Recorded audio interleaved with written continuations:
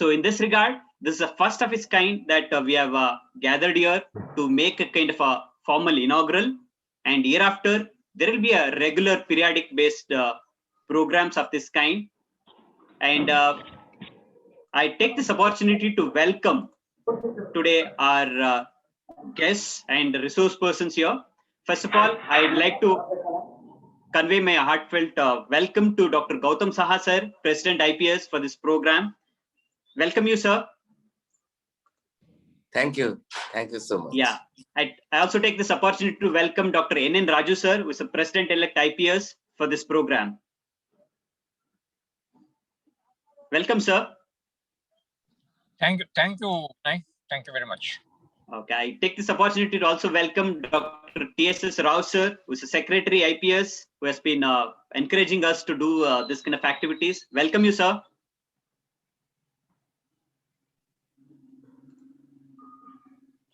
I take this opportunity to welcome Dr. K. Mishra, sir, who is the Treasurer IPS for this program. Welcome you, sir. Good morning, everyone. Thank you, sir. Dr. Prakash Singh, Editor IPS, so has been always been a constant support for us for this kind of activities. I welcome you also, sir. Thank you so much. Thank you so much. Good morning to everybody. Good morning, sir. I take this opportunity to also welcome our today's resource persons, Professor Mohan Isaac, sir, Professor Henal Shah, madam, Professor Ravi Gupta, sir, Dr. Kishore M, and our student representations in terms of PG resident, Dr. Puneet Kumar Soni, and Mrs. Hansi Jasmine, who's an undergraduate representative, and also Dr. Kiran Kumar K for this program. Thank you. Yeah. And I also take this opportunity to welcome all the participants and special mentions about Dr. Vikas Menon, Dr. Ashok sir, who have been guiding us in this regard and also actively contributing towards this. I welcome you all the faculty participants and also student participants for this program. So now we'll begin this program with opening remarks by our IPS office bearers. To start with, I request all the guests to give opening remarks for maybe about 2 to 3 minutes, and we'll have enough time for the resource persons to share their experiences. So I start with, I invite Dr. Gautam Saha, sir, President IPS, to make the beginning with an opening remark. Thank you, Dr. Vinay. Good morning, ladies and gentlemen, my dear friends, my dear colleagues of Indian Psychiatric Society. I'm really proud to be here, and it is a really great program. The topic is definitely the teachers makes the difference. We always believe that. It is a good teacher. Your teaching ability always make a student much, much better. And it is the dream of in our student life not also. We also seeking a good teacher in every aspect of our life. Thanks to all the 3 committees, the IPS Faculty Training Task Force, UG Education Subcommittee, and PG Education Subcommittee. It is a great initiative by 3 of you, and especially the Faculty Training Committee, Dr. Kishore M, Dr. Shilpa, Dr. Amlan Kishore Jana, Dr. Nilesh Shah as an advisor, and Dr. Sujit Circle as an EC coordinator. PG Psychiatry Subcommittee, Dr. Henal Shah, Dr. Ajay Bakla, Dr. Arshad, and as an advisor, Dr. TP Shudhakar, and EC coordinator, Dr. Sudhir Bhabe. And next, the UG Subcommittee, Dr. Ravi Gupta, Dr. Binoy as a co-chairperson, Dr. Priya, and advisor, Dr. Anil Nishal, and EC coordinator, Dr. Adarsh Tripathi. All of you done an excellent job today. And my regards to all the speakers, starting from Dr. Mohan Isaac, Dr. Henal Shah, Dr. Ravi Gupta, Dr. Kishore M, Dr. Milan Arora, and Mrs. Hansi Jasmine, and Dr. Kiran Kumar K. We are expecting a very good program. In fact, teachers are the main vertebra of the education system. And we always respect the teachers like anything. Today's program will I definitely throw some light on the teaching capabilities as well as how the students can help. And I really like it to involvement of the PG students also here. They can express their opinion. Thank you so much. I'm not taking much time because lots of people are behind me. And thank you so much again, all of you, for initiating this program. Thank you very much. Thank you, sir. Thank you for those opening remarks, sir. Thank you. So I invite Dr. N. Raju, sir, President-elect IPS, to share his wisdom. Thank you, Dr. Vinay. And at the outset, let me thank every one of you for giving me this opportunity, and also wish everyone a happy Holi. And it is really heartening to note that there is some platform to talk about the different methods of teaching. So as most of us know that there is no standardized teaching across the country. So perhaps IPS should take some initiative to see to it that I think uniformity is at least maintained. I know it is difficult to have same teaching what you have in NIMHANS and what you have in a private medical college. And I have the fortune of getting educated in the central institutes and then working in a premier institutions, then working in a government medical college, and having retired now in a private college. So I know what variations each college has. I think CMC Vellore is different teaching than NIMHANS, that CIP has a different teaching, AIMS and PJ have their own way of teaching. So I think IPS should be the common platform. We should provide some guidelines, maybe if possible once a year or different areas we can think of training the teachers. I think the educational training, one-day workshop for psychiatry teachers, suppose in region-wise, I think we can plan big.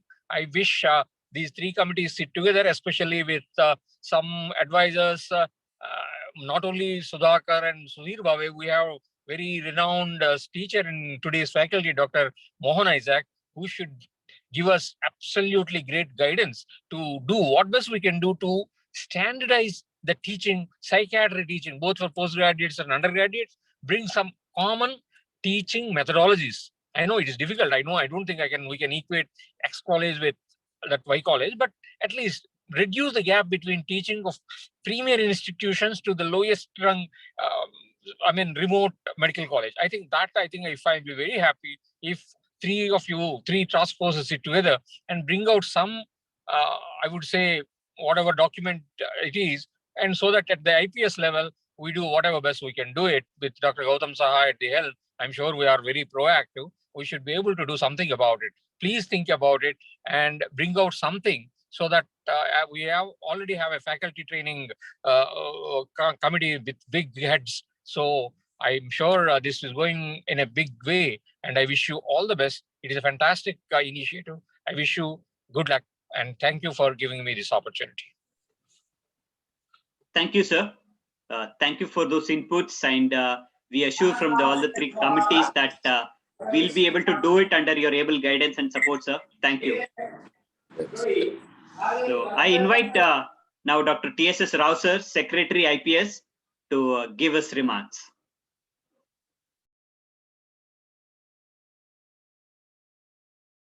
Sir, you're muted, sir.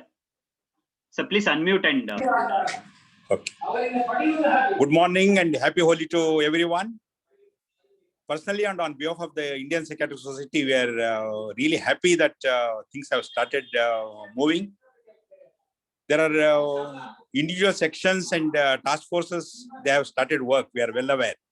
But I think the spirituality section and next to that, this PG, UG and psychiatric training faculty, this is the one which is actually working out to be a mixture of all the things, and this is what actually the president intended to.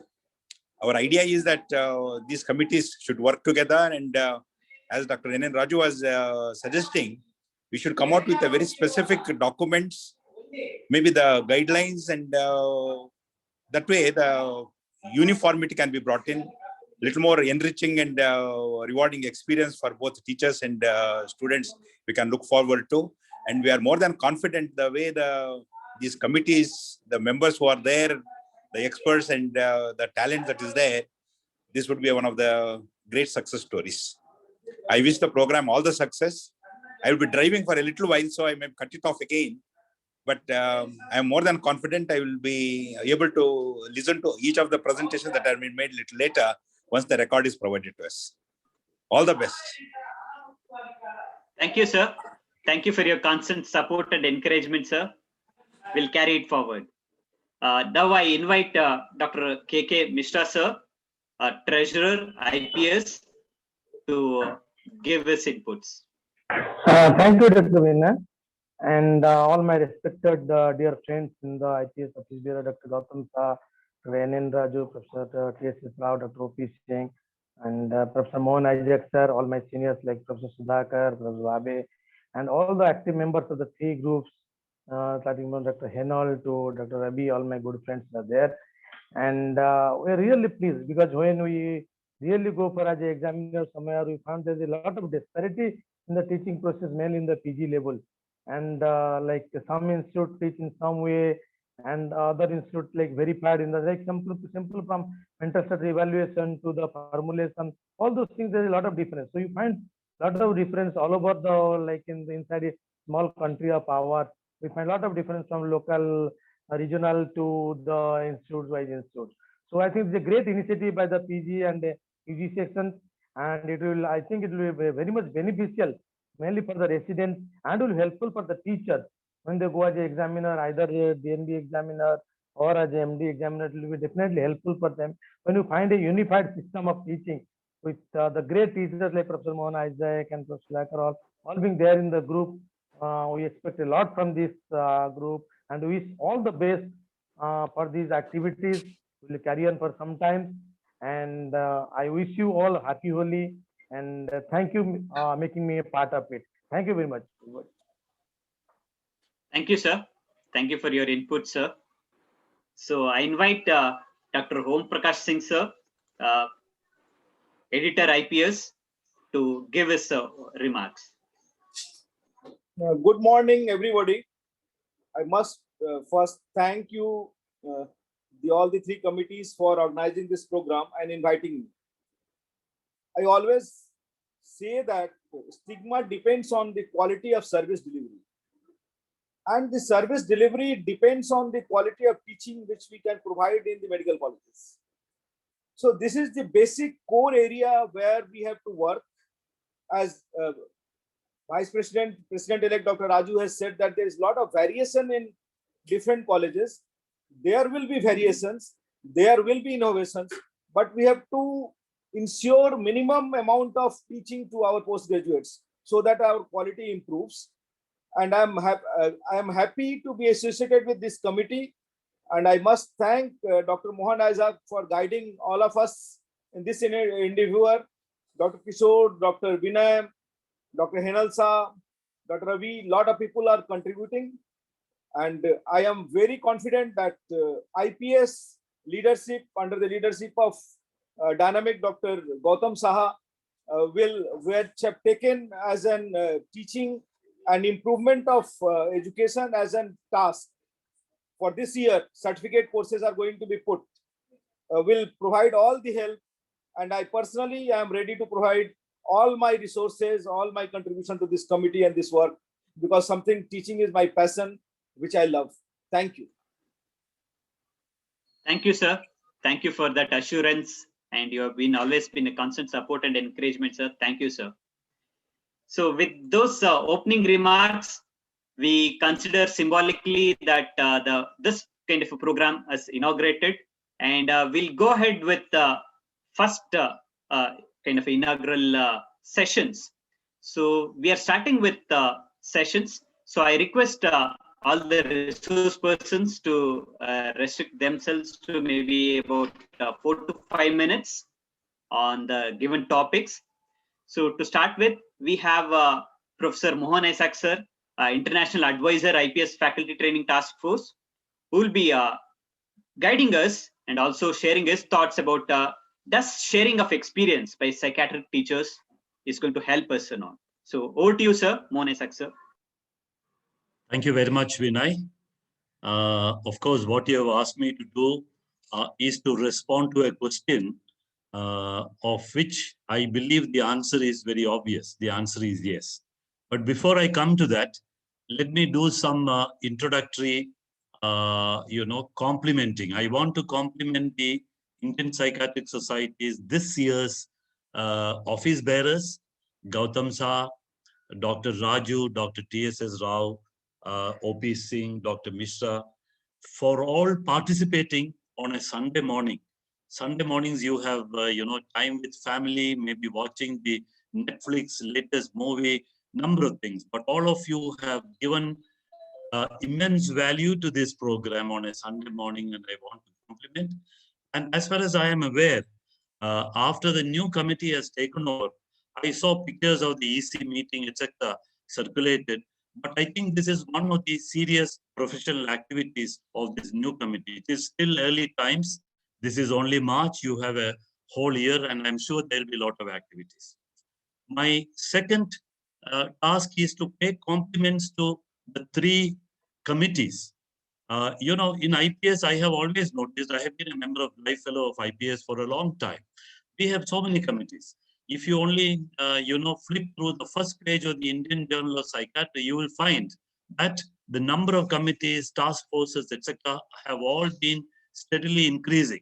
That's the way it should be. Even the World Psychiatric Association has so many committees, sections, etc. But how many of them do what kind of work? That is, of course, a minor point. But how many of them work together towards a cause? Of late, the last couple of years, there are a couple of committees which have worked together.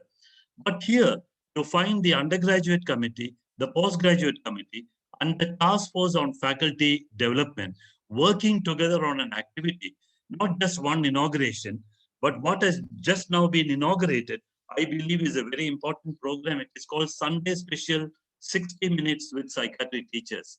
From the brochure that was sent out, from the flyer that was sent out, I understand this is going to be a program in every state, in every zone, where teachers, senior teachers and junior teachers will share their experiences, and postgraduates and undergraduates will also respond and share this experience.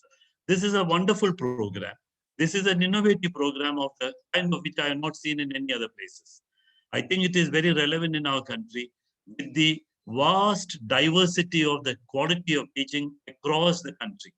Dr. Raju referred to it, all the speakers before me, the IPS people referred to it. One of the reasons is in the last 10 to 20 years, the number of postgraduate training center offering MD has rapidly increasing. It's very good. We'll have more and more psychiatrists passing out from our country.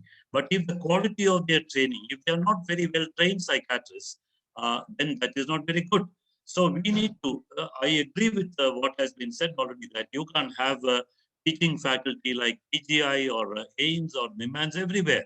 But we can definitely support the 3 or 4 teachers in a small medical college in a state or in a government medical college or private medical college. In fact, the numbers are very, very impressive. We have about 900 postgraduates getting trained every year. We have some 200 odd medical schools which offer postgraduate training. So this kind of a platform, which I think Vinay mentioned is a first of its kind, a platform for teachers and learners, first of its kind, started by IPS, but I would think that it is the first of its kind anywhere in the world. So I want to compliment the concerned people who will be speaking now, Ravi, Gupta, Heenal Shah, Kishore, and various other people involved in deciding to work together and, offer this kind of a platform for teachers and learners. Then I would move on to what I have to say.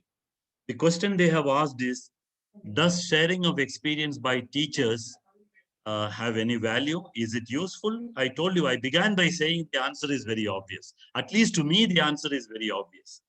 But why have the organizers asked me to talk on this, for which the answer is very obvious? Maybe they would want me to elaborate a little bit. So I'll just take about 2-3 minutes to say a few things. Now, it is said that, before I say that, I want to say that all disciplines, including our own disciplines, have oral traditions. What I mean by oral tradition is what goes from mouth to mouth across generations. In fact, in every discipline, a lot of knowledge which is there in the knowledge base, it is not all published literature. It is what has come down. In some disciplines, it is much more. The oral traditions have much greater role. But I believe that even in psychiatry, particularly psychiatry teaching of undergraduates and postgraduates, if you look at the literature, there's not very much written. There is, of course, certain things written. But how are we, expanding this field? It is by the oral tradition. I learning from my teacher, then I tell my students, and it goes on and on. You'd ask any postgraduates or who are very successful practitioners, or they will tell you, oh, my teacher during that rounds told me about this, or my teacher discussed about a particular case which he said was, and it gets sort of established in your mind, and for the rest of your life, you remember. So oral traditions are extremely important, I believe, in every discipline, including our own discipline, and especially in areas where there's not a lot of written material, lot of research. There are, of course, research papers. We are beginning to see lots of papers on teaching, experience of teachers, opinions of teachers, students' experiences, etc. But that is not good enough. And I believe that this is setting a kind of an oral tradition. Every month on a Sunday morning is a Sunday special, a group of teachers and students will interact in different states and different zones. So this is carrying the oral tradition forward. That's the first point I wanted to make. Now, second point, in life, we have lots of experience as we go along. People say life is a journey, life is a story, life is an adventure, but life is actually a series of ongoing experiences. And some experiences, some moments, they stay in our mind and we remember that. It is true with psychiatrists, it is true with psychiatry teachers.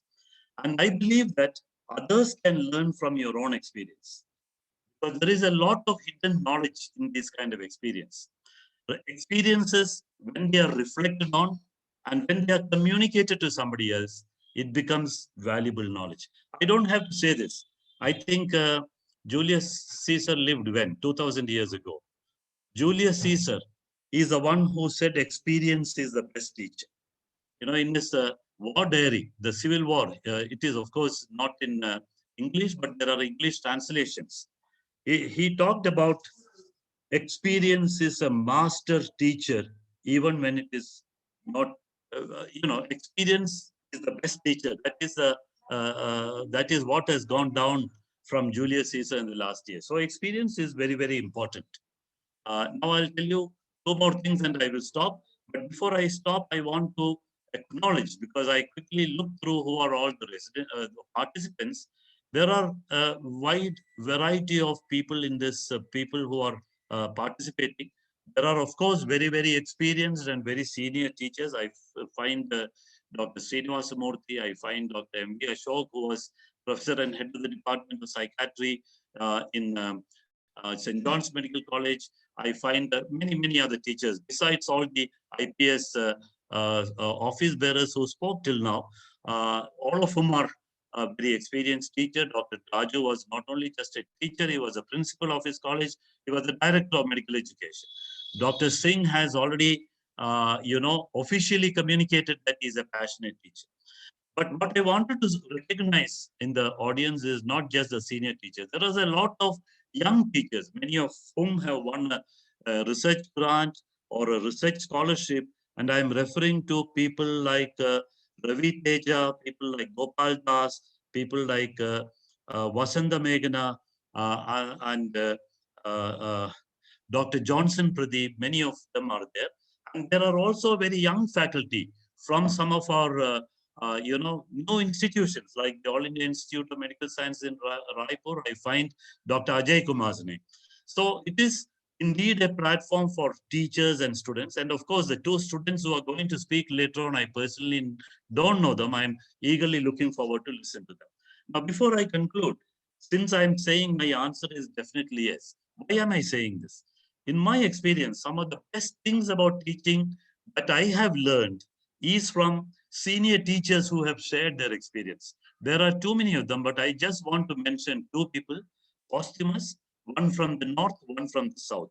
From the north, Dr. Singh, who is a professor, head of the Department of Psychiatry at All India Institute of Medical Sciences.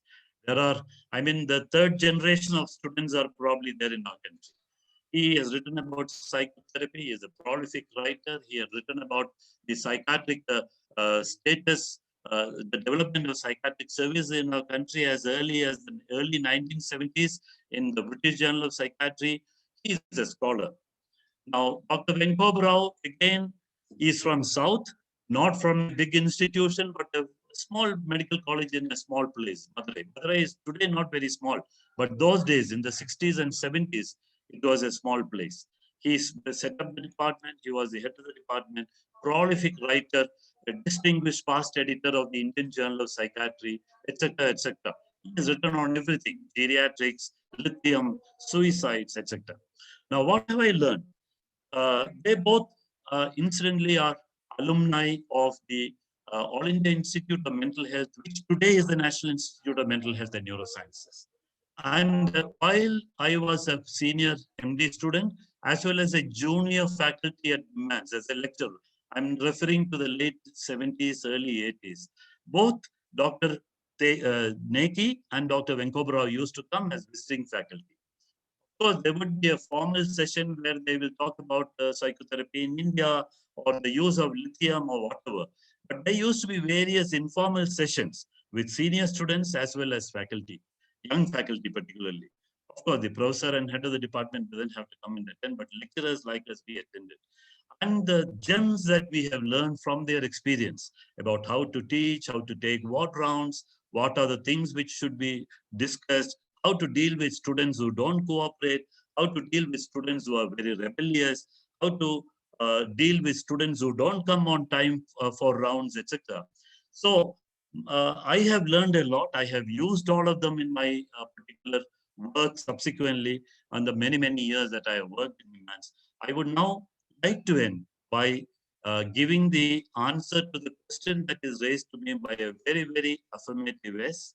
I'm indeed delighted that this platform will create opportunities for senior teachers as well as not so senior teachers to share their experiences and students to respond. Again, let me tell you that there are very few or perhaps none at all forums in our country where teachers and students can talk freely about their experiences.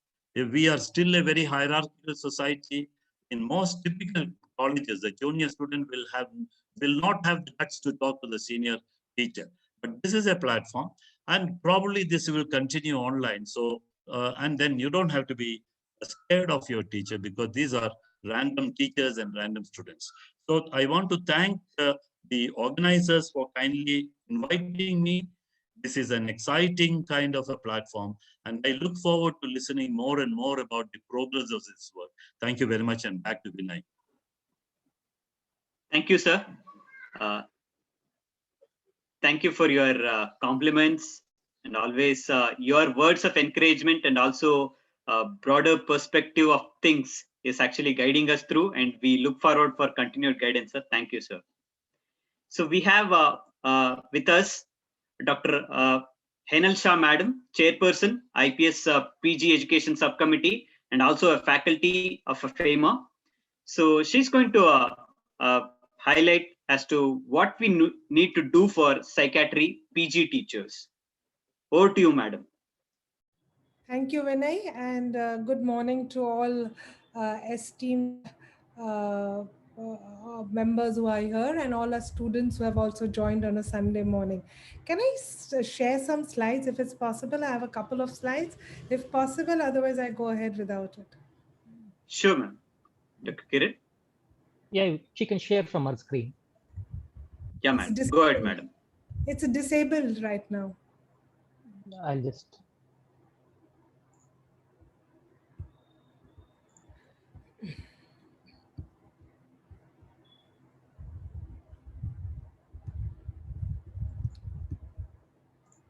Fine. You can do it now, madam. Okay, I'll try. You. Thank you.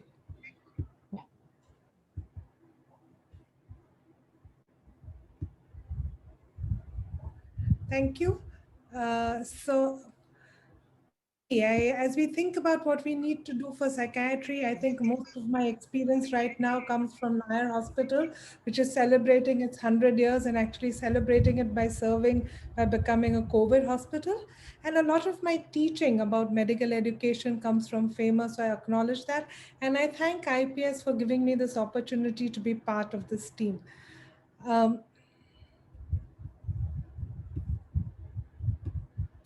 This is a team of PG Psychiatry Education, and I represent all of them today who have all given their inputs.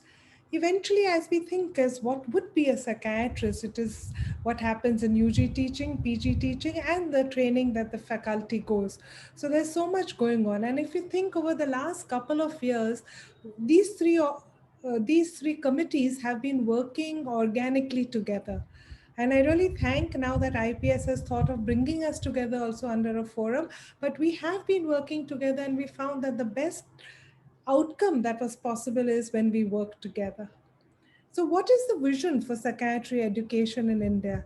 I mean, the bare minimum, that it's a respected medical specialty that is sought after and well represented. It is an evidence-based medical model. There is, of course, role of psychosocial factors and therapies, and that we have thriving. If this is a vision, the people who are really going to deliver this vision are the teachers. The psychiatrists of tomorrow are being trained in colleges today. And it's those teachers we need to think about if we want to deliver this vision. So what are the hurdles? As everybody has mentioned about the variation in the training, not only in the training conditions, the structure, context that occurs across the country. And if I was talking to people across in USA or in UK, and they have people coming from our institutes and going, say, they wonder at the level of differences or the gaps that come in all the residents who come from here and go there. There is not only that, but we have to accept that there is varying competency and motivation of teachers across the country in the same institute also. And that there is exponential growth of psychiatry, especially of the neurosciences. And faculty themselves need to be empowered to start discussions with trainees about, all these newer things. And they can only do that when they are better equipped themselves. There is a gap between community needs and training. Needs are also of advocacy for working in a team, being a leader, besides all the content knowledge that is there. There is also a gap in what the students want and what the teachers deliver. Today's trainees, I was talking to a few of them and said, those who were in the interns and deciding what to do, and some of them came to talk to me that I'm interested in psychiatry, but I really find that there is not so much evidence base, and there is so much emphasis the world over on evidence base. So, they're really worried whether we should take it up and not. So we as a profession need to really talk also of neuroscience. I am not taking away from psychosocial factors. I'm not taking away from therapies, which are equally important. But we have to include more of evidence-based neuroscience that is coming. And this can only happen when the supervisor and the trainer discuss this in their rounds. And, may you realize that this helps the patients. And of course, we have our limitations. Of course, there's systemic problems of working conditions, inadequate staff, transfers, pay scales. I think important is poor resources in terms of manpower and inputs for the students that are there, and unavailability of cutting edge interventions. For example, if today we are talking of having ketamine therapy of TDCS or RTMS, how many medical institutes are training their postgraduates for that? And if we are not, then what can be done about all of this? So what may help? Of course, we said we need a minimum uniform training of residents across centers. They cannot be the same, but we can have a bar that is the same. And one way of achieving that is having some uniformity in the curricula. The curriculum is broad. Last year, the UG curriculum committee did take that curriculum, break it down into forming SLOs for the competencies, giving a training module for that, giving the way the lectures should be done, way the assessment should be done. And I'm really hopeful that once this book comes out, it will be useful for the training of undergraduate students. And I'm looking forward to the similar manner, some kind of a framework that can be formed for PG teachers. Training of faculty, not only for content, because newer things come up, they need newer interventions coming up and they need updating, but also in the processes of teaching. Cross-training of both students and faculty. There can be a small medical college in one of the remote places of India, but they do need to train their residents to treat everything. So how is it possible to cross-train both faculty and students across various colleges of India? And today, with the new normal, virtual training has become a far superior than it was just 1 year ago. So is there a way of doing this? And is there a way of having training modules both for teachers and for students, which can be used, and where I think the certification course, if that is coming up by IPS, should be playing a big role in this? So maybe the IPS can empower teachers, help them to build up their competencies, support them by offering courses, training programs, encourage leadership, widen the vision and motivation. Respect for your own profession as a teacher is so important, and I think that needs to be brought back to the fold. Train them in medical technologies, promote networking and collaboration, and create a community of practice. My training in FEMA and my work in FEMA has really taught me the importance of community of practice. To just say that what you learn in first year, by third year, 50% is outdated. Information and knowledge, wow, they're growing exponentially. Human power to absorb all of this is not growing parallel. So there are many ways of learning, and one of the most important is also social learning theories. We learn by imitating, observing, by apprenticeship, and participating in a community of practice.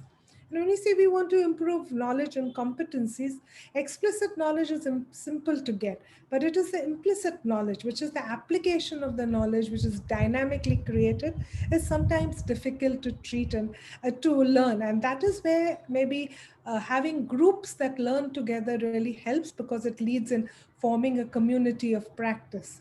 And groups of people who share a passion, and in our case, it is psychiatry education, for something they know how to do, how to interact regularly. We are saying 60 minutes on a Sunday every month, will learn better how to do it, not only for themselves, but for the whole group. Eventually, no one knows everything. Everyone knows something, and all knowledge resides in humanity and in those networks of humanity. Therefore, it would be very important. I think this is a landmark inauguration, because we're getting people to get together to learn from each other, to share best practices, to innovate, and eventually form a professional identity which will help psychiatric education. So with that, I think it's a wonderful beginning, and I thank everybody involved in it, and thank IPS for giving me this opportunity also. Thank you. Thank you, madam. Thank you for sharing your experiences and also mentioning about the current challenges and also briefing about how to go about. Thank you, madam. Moving further, we have Professor Ravi Gupta, sir, who is a chairperson, IPS UG Education Subcommittee, who is also in an institute wherein psychiatry has been introduced as a separate paper. So he's going to highlight us as to what do we need to do in psychiatry UG education. Over to you, Ravi, sir. Thank you very much. And I'm especially thankful to all the office bearers for providing me this opportunity.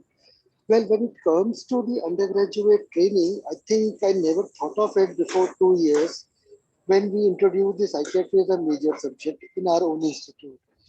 And that was done actually on the insistence of the leaders of the institute, the director and the dean academics. They forced us to think about the psychiatry as a major subject in undergraduate. Your camera is off, I think. Okay. Ravi, sir. Yeah. So now it's okay. Fine. Thank you, sir.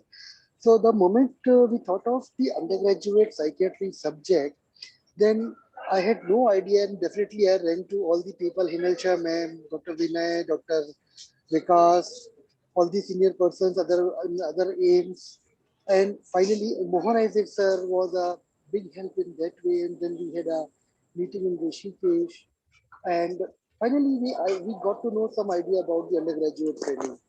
So what I'll be talking about in next 3 or 4 minutes will be a list of those meetings that we had online and offline. So first all of us, we thought that when we talk about the undergraduate psychiatry, first the curriculum has to be decided. The curriculum has to be curtailed to the needs of the country. And for that, it is important that we align the curriculum with the DMHP. So the undergraduate has to be trained in the common psychiatric disorders rather than the rare disorders. But I mean, it became very difficult when we looked at the undergraduate and we asked them, and they mentioned that what you are teaching is good for the clinical practice, but is not good for for clearing the pre-PG examination. Because in pre-PG examination, we are often asked some questions about the personality disorders, or we are often asked the questions about eating disorders, which are actually not the part of the undergraduate training, if we say. And see, when it comes to the personality disorders, again, I mean, most of the postgraduate, they find it difficult to diagnose. And I can also say, I don't have a shame in saying that even I am not, I think, capable of diagnosing a personality disorder. So how can we expect an undergraduate to diagnose personality disorder and treat it? So that is one of the major issues. Second issue is when we talk about the undergraduate psychiatry, I think we have to put focus on the selected disorders and their management. I mean, we cannot expect an undergraduate to know about psychotherapies, about the counseling part, about the multiple different kinds of psychotherapies, like what is the interpersonal relation therapy and what is the cognitive behavior therapy. We really don't expect them. Similarly, we don't expect them to know everything about the psychopharmacology. I think we have to limit the training to the medications which are available with the DMHP, because these are the people who are going to be working in the field in the later part of their life. Thirdly, as Dr. Henel already mentioned, I think we have to focus on the neuroscience of the psychiatry rather than the biopsychosocial model. The strongest argument that I have against the biopsychosocial model is when we talk about the biopsychosocial model, I think it's the biology which we never talk about, and we ascribe everything to the stress and other social factors. And that actually provides undergraduate a feeling that this is not a medical subject. I think we all have to understand, I think we understand as well, that biopsychosocial model, they work for all disorders, not only psychiatric disorders. We talk about diabetes, we talk about stroke, we talk about Parkinson's disease, we talk about, say, any kind of influenza. Even when we are talking about COVID-19, there is a biopsychosocial model. But the issue is, have you ever seen the physicians talking about emphasizing this the psychosocial part? Then why are we emphasizing on it? I think we have, especially when we are treating the patients with the medications. So I think that gives a kind of dichotomous experience to the undergraduate that look, the disorder is somewhere psychosocial, but the treatment is through the medication. So that means either the medications are not effective or what the teacher is teaching me is not right. So I think we have to put the psychiatric disorders in the current perspective, and we should focus only and only on the biological or the neurobiological model. The issue is, if we talk about the biopsychosocial model in essence, it is very difficult to teach to undergraduate. Because when we talk about the biopsychosocial models, we have to talk about the epigenetics, we have to talk about the social policies, we have to talk about the health policies, we have to talk about the social norms, then there's so many factors which can actually influence the disease.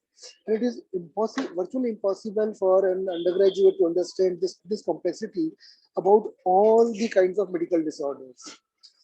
Then lastly, I would say that when we are talking about the psychiatry as a subject in undergraduate, the major focus should be on the assessment Because if we are not assessing the undergraduate in the psychiatry as a major subject, then they actually do not pay attention to it. And one of the major reason is that they find that psychiatric disorders, they always occur in isolation. So if we are not able to assess them as a separate subject, what we can do is that we can talk more about the consultation needs and psychiatry, and we can teach them the psychiatry, which is, psychiatric disorders which are occurring with the other medical disorders. So that way, actually, they can become interested in learning about psychiatric disorders. So, these are some of the things that I have in mind, and maybe say when we go with the discussion, not many people, they can come with new ideas, and maybe we can inculcate them in our own training schedule as well. Once again, thank you very much for providing me this opportunity. Have a great Holi. Thank you very much. Thank you, Dr. Ravi, sir, for providing us your viewpoints and perspectives, sir. So we'll go ahead and invite Dr. Kishoriam, who's the chairperson IPS Faculty Training Task Force, who's a key person coordinating with all this initiative. So over to you, Dr. Kishore, on how to address the faculty training issues and challenges ahead. At the outset, I'm thankful to the IPS President, Dr. Gautam Saha, who is sitting and listening to this program on a Sunday, on a holy festival. So it means that the IPS is keenly looking at teachers and their training and how the committees are working. So I'm really thankful to the President and to all the teachers who are there, some of our colleagues, to President-elect Dr. N. Raju, our editor, Dr. Prakash, Singh, and IPS office bearers. So I'll just share the screen, and I'll take as less time as possible, because we have agreed that we will all reduce our time and keep it strictly to the 1 hour. So the issue we have to discuss is that the psychiatry faculty are pillars of the psychiatry, which everybody has agreed upon, and the quality of psychiatry services in India, but is a direct result of the teachers, their knowledge, their skill, and the wisdom. And teachers agree that teaching is a work of art. It is science, and there is a art also, but it comes from within, and how much we can encourage teachers to do is something we have to. And when we look at the National Medical Commission, I just looked yesterday because the numbers keep changing every other day. We have 562 medical colleges. There are 276 private medical colleges, and we can think that there will be more than 1 lakh students passing out every year. And by the end of 2025, we think that there will be 600 medical colleges. The NMC says that there are 32 medical colleges in pipeline. So this is the huge number of institution we have, and those institutions which are teaching postgraduate in psychiatry has increased to 990 when I checked yesterday. So we can think of that there are nearly 3,000 postgraduate students in India at any given point of time, apart from DPM, DNB, DM, and FTP. So when we think about this faculty training, I think the need of our is diversity. Are we training DNB teachers? Will we train something basic which will be applicable for all? Or we are concentrating on MBBS? Whom are we concentrating on? So this is about diversity. And when we look at the faculty strength across 600 medical colleges, institution in India who are offering from DNB to MBBS, I think there will be at least not less than 1,800 to 3,600 teachers. This is a very conservative number. And how many of them might have some training? Approximately 10 to 20% of them might have faculty development program training by NMC. And, we have to keep in mind that medical institutions in India are the largest employers of psychiatrists. And we have to remember they have been employed for teaching. So this is why faculty training task force becomes very important. And when we focus on this MBBS curriculum, suddenly there is a jump from 20 hours theory to 40 hours. We have moved from 2 weeks clinical exposure to 4 weeks, and electives in psychiatry. Paradoxically, there is nothing in psychiatry required for getting license certificate. So it's very, I think, difficult scenario for the teacher, where they expect more and more students will come to medical colleges, more hours are allotted, more skills for teaching is required. However, NMC says less teachers are enough. In this issue is also about dummy psychiatry teachers who are only on papers, some teachers who are there but may not have skill or no interest. So how do we work with all this scenario is something we all have to think. Now, available interested teachers in medical colleges are involved in patient care, research, and how much of time do they have for teaching is something we should carefully look at the multitasking which is happening. When we come to PG teachers, and everybody has mentioned that PG teachers' role is crucial to the nation. Dr. B.N. Gangadhar, in his recent symposium talk on relooking role of teachers at JSS, he said, PG teaching skills are poorly defined and need serious reconsideration is what he said. And is also the president of the NMC Ethics and Registration Board. So his words are valuable, and I think we should seriously look how do we strengthen postgraduate psychiatry teachers. And they have so many programs which are going on to enhance psychiatry practice, but there are almost very less programs for teaching skill, except some of the programs which have come in the last 3 to 4 weeks. And as everybody has highlighted, including Heenal ma'am, that we simply have 2 less role models in teaching, even for vicarious learning. And we have to think what is the urgent roadmap for enriching skills in postgraduate teachers. What constitute best psychiatry training? I think resources, institutional support, academy, students, but we really need passionate and trained psychiatry teachers. And that's why this faculty training task force has come. The main challenge for us is coming from that no longer is your teaching important for promotion. Your research and getting grants, even in the best of best educational institution, this is the criteria for promotion. So there is hardly any reinforcement for teaching. There are only harmful rewards for teachers, one from Karnataka, Raghuram Award for Young Teachers. Then there is a Trust and Infosys Foundation Award, which came just a couple of years back. Then some institutions like St. John's and JSS also are giving some awards for teachers, but it is not specific. They choose every subject, but it's a good thing that institutions are thinking of rewarding teachers. Now with COVID-19, we have to see how do we encourage teachers to learn the online teaching skill. So this is the issue we are talking about, what to be done. The question we have to answer is that are psychiatry teachers interested in enrichment of teaching skill?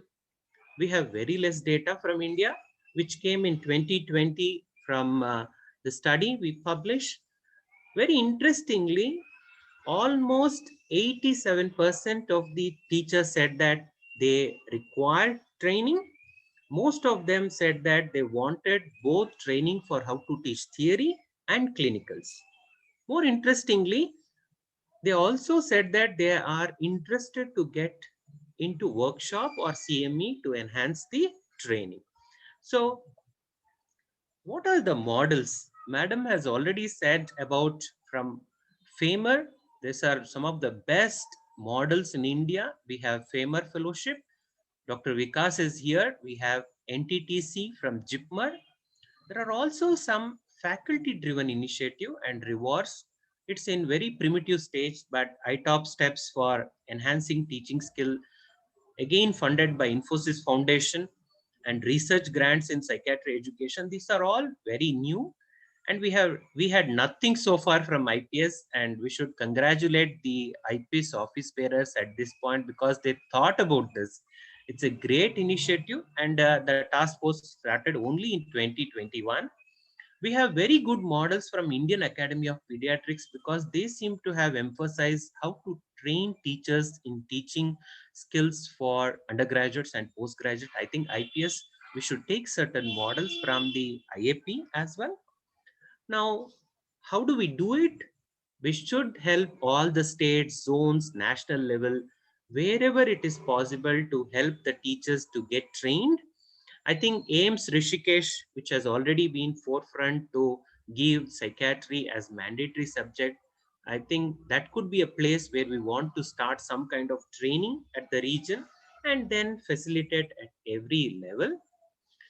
We should remember there is only one document which has come from St. John's. Ashok sir is here, who is the key person who led that workshop for training undergraduate teachers. It happened in 2016.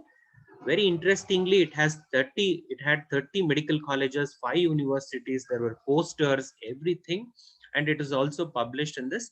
So in this 4 years, we had only one workshop for teachers. So we need to think how we will join hand and deliver this faculty training. As everybody has said, including the president, unless we have passionate psychiatric teachers with real teaching skill in every institution, nothing much will change, and we need your valuable input. We are eagerly waiting and we'll be listening to all speakers in this Sunday special 60 minutes with psychiatric teachers, year-long pan-India. And I, along with my co-chair, Dr. Shilpa, our EC coordinator, who is also here, Dr. Sujit Sarkar, we are sure that we will join hands with everyone to ensure that we are together in this new challenge of training faculty. Thank you so much. Over to you, Vinay. Thank you, Dr. Kishore, for effectively communicating the current state of affairs and also providing the roadmap to how to go about. So we have now students representation here. First of all, I invite Dr. Puneet Kumar Soni, who is a PG resident in AIMS Raipur, to share his experiences regarding how how postgraduates can be involved in psychiatric education. Hello, hopefully I am audible, and good afternoon to all. First of all, I want to thank you all for letting me be a part of this platform. The role of postgraduate student in psychiatry education. When I was given this topic, I started searching the importance of this topic, and I found out that in the last decade, there are multiple colleges and postgraduate seats opened up in among them. We are still lacking the adequate teachers who can reproduce the quality of studies which they have received in their postgraduate lives. Most of time in the graduate studies, students spend time learning from their teachers, as it is a one-way communication where the expert in the field will provide them with the important information which they take in, which seems like the best and most time-efficient method of teaching and learning, which is time-tested. The teachers learn this way and his teachers learn this way. But there have been many studies that reported that though students reproduce the data imparted by the teachers, their belief, conviction, and understanding of what was taught was not the expected level, making us wonder, is this the most efficient method of teaching and learning available, and stressing the fact that post-graduation education should be much more an enriching experience than just traditional teaching. And here comes the importance of putting PGs in the teaching role.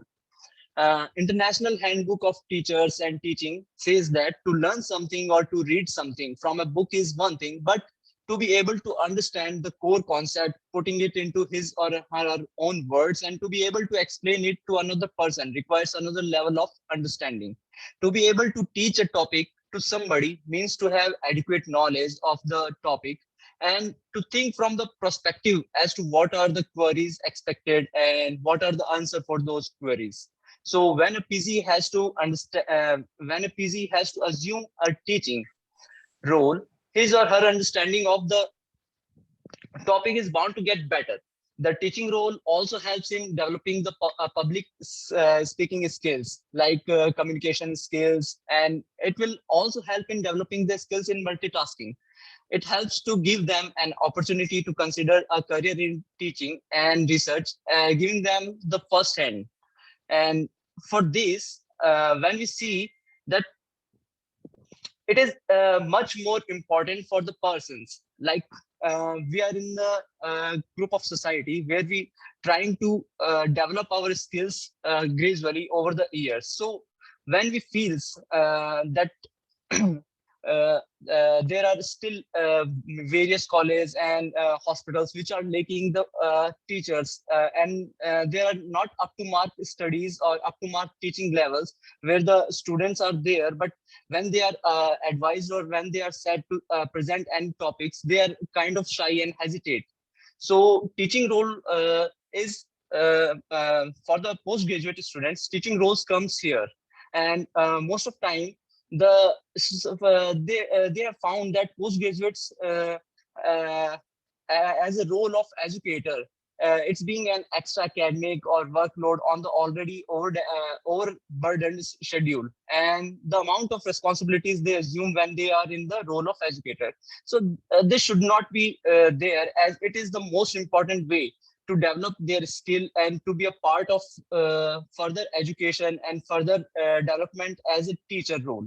So sometimes they also feel deserted and left alone in the teach class, and they are expected to have integrated, updated knowledge of the topic they have allotted, which is not the case at all.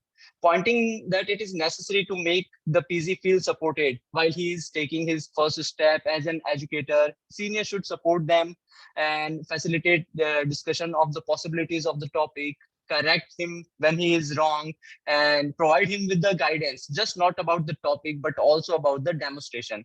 How to be a teacher is a much important task rather than presenting a topic. Last but not the least, to appreciate their efforts and give constructive feedbacks, the criticism, and to boost their confidence for the next attempt, it should be provided by all the seniors and the respected teachers for the particular this topics. And for this, thank you and wishing you happy Holi all. Thank you, Dr. Puneet Soni, for sharing your perspective and also highlighting the importance of teaching role of a postgraduate. Thank you. So we have an undergraduate, Miss Ansi Jasmine from Adichunchandagiri Institute of Medical Sciences, Mandya, Karnataka. So it's going to share her perspective, how better can UGs be involved in psychiatry education. Good afternoon, everyone. I'm Ansi DeMello, an undergraduate from Adichunchandagiri Institute of Medical Sciences, affiliated to Adichunchandagiri University. And I'm here to put forth some of my views and experiences to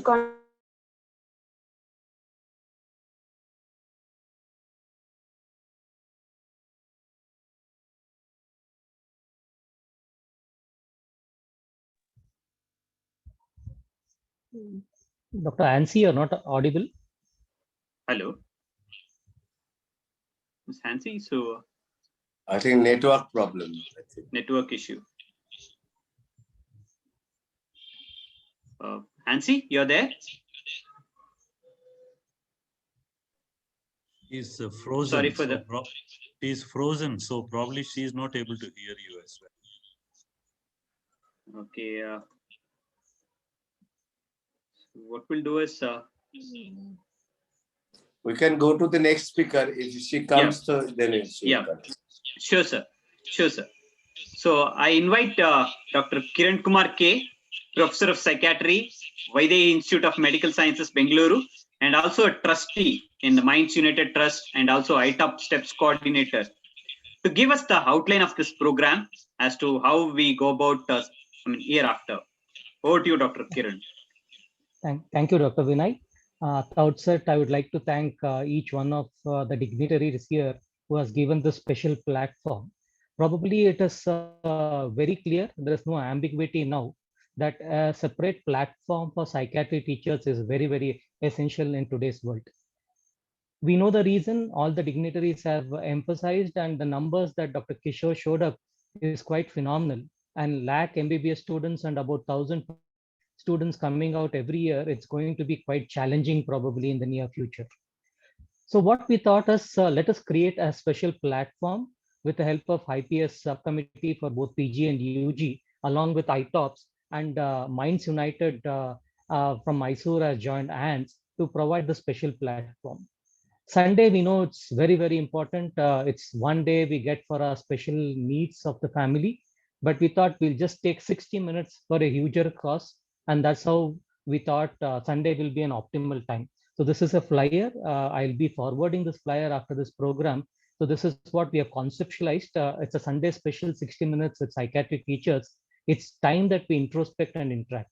We all know that for the objectives of psychiatry education to be met, it's teachers who probably will make a difference.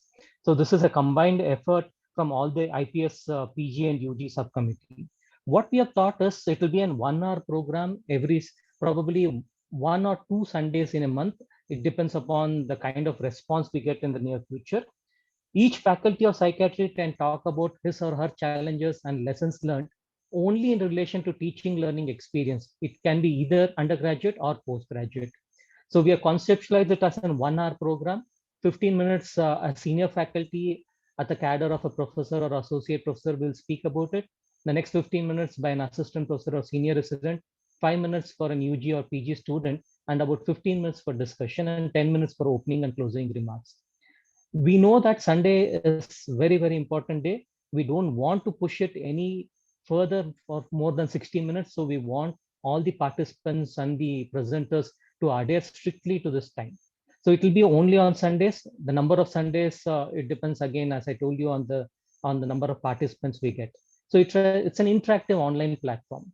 The other thing, what we thought is we will not involve any pharma representation in this. We wanted to be self-sufficient and probably use our own platform. That's where Minds United pitched in, and we have taken an registered version of Zoom software. But only thing is, it will be open for about 100 participants, and it will be on first come, first serve basis.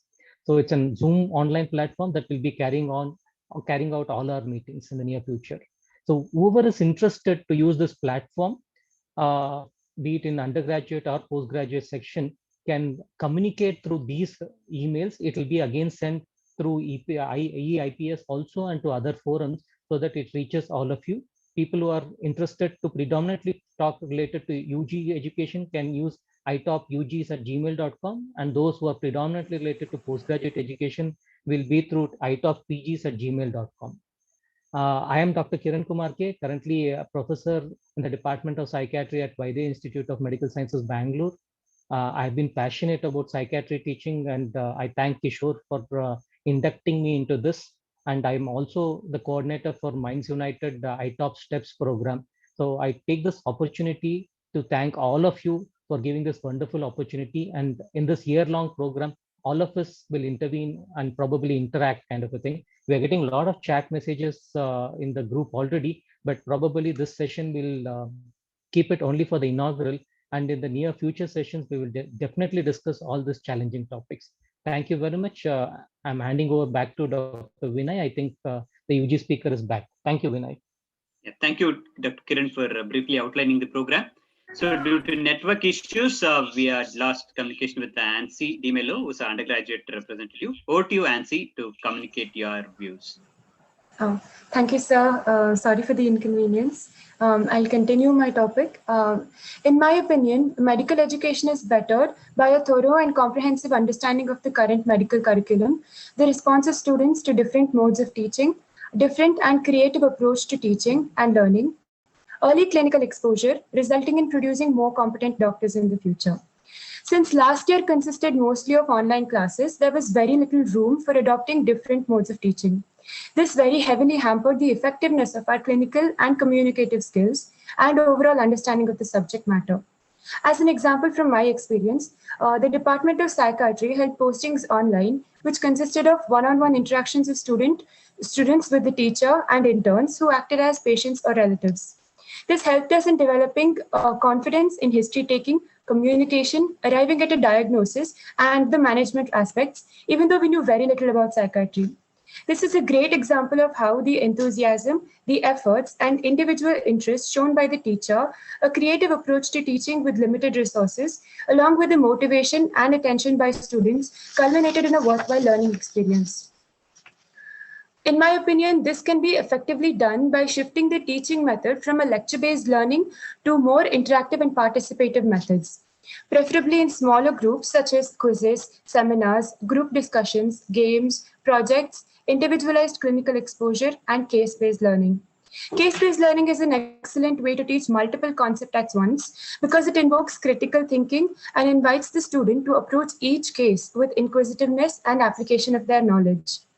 So why is the student's input important for a teacher or even for better learning by the student? Because it sheds light on how effective the teaching learning sessions are, what modifications should be done for better learning experience, and which are the optimum modes for overall education. This event is the first of its kind, as mentioned by Dr. Vinay, which gives a platform for discussion among students and teachers and hopes to bring out the best in both. I would like to applaud this joint initiative of the IPS faculty and Minds United Trust, and I'm deeply honored to be a part of it.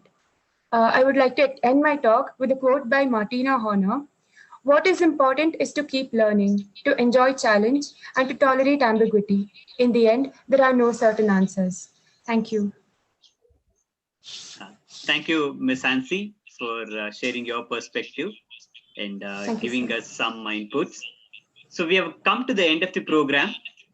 So initially we thought we'll have some discussion or interaction based on the messages, but due to lack of time, so maybe we'll, as Dr. Kiran mentioned, so we'll take it up later in the subsequent programs.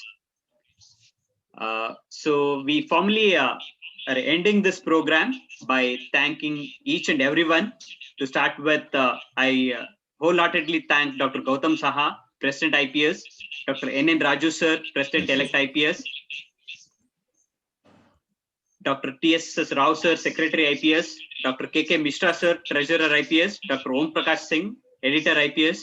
So for having made some time to give us the opening remarks, and also thank all the resource persons, faculty participants, student participants who have made this inaugural program of Sunday special 60 minutes with psychiatric teachers at a really meaningful session. Thank you one and all. Happy Holi and happy Sunday as well. Take care. Thank you. Thank you so much, everyone. Thank you, sir. Thank you, everyone. Thank you.